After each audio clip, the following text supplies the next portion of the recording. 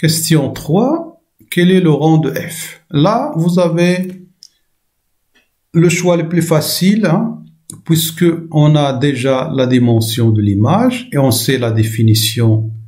Rang de f, c'est l'image de la dimension, c'est la dimension de l'image.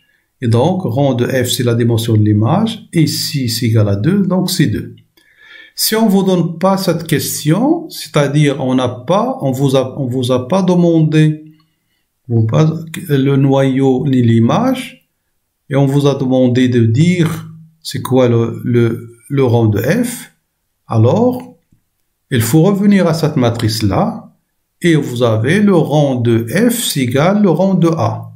Et pour calculer le rang de a, vous êtes amené à trouver la matrice échelonnée de cette matrice-là, et alors le rang de a, ça serait le nombre de lignes non nulles de la matrice échelonnée de la matrice A. Un calcul que vous pouvez faire grâce à la méthode de Gauss. Question 4. Montrons, on vous donne 3 vecteurs, c'est exactement les vecteurs qu'on a trouvés pour le noyau et pour l'image. Montrez que ces 3 vecteurs forment une base de E. Donc, puisque la dimension de E égale à 3 et le cardinal de C égale à 3, ben, il suffit de montrer que cette famille, il est libre.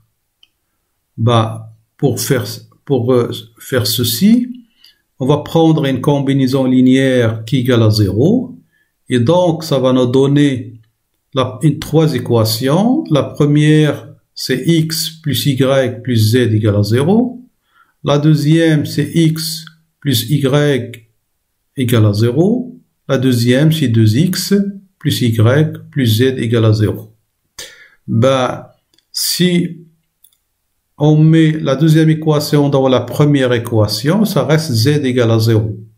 Si z égale à 0, ça reste seulement une seule et deux équations, x plus y égale à 0 et 2x plus y égale à 0. En faisant on retranche l'équation 3 de l'équation, on retranche l'équation 2 de l'équation 3, ça le reste 2x moins x, c'est x, y moins y, c'est 0, donc il reste x égale à 0, et tout, donc alors ça donne x égale à y égale à 0, et donc c'est une base puisque c'est une famille libre et de cardinal 3.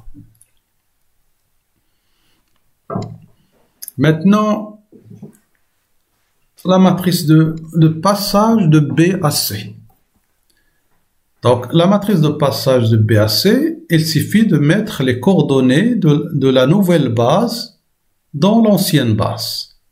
Donc, le vecteur 1, U1, quelles sont ses coordonnées dans l'ancienne base? Il a pour coordonnées 1 relativement à E1, coordonnées 1 relativement à E2 et 2 relativement à E3. C'est ça.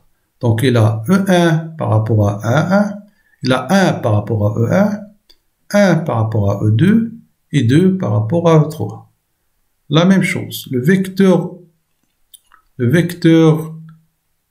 U2, il a coordonnées U1, 1 par rapport à E1, 1 par rapport à E2 et 1 par rapport à E3.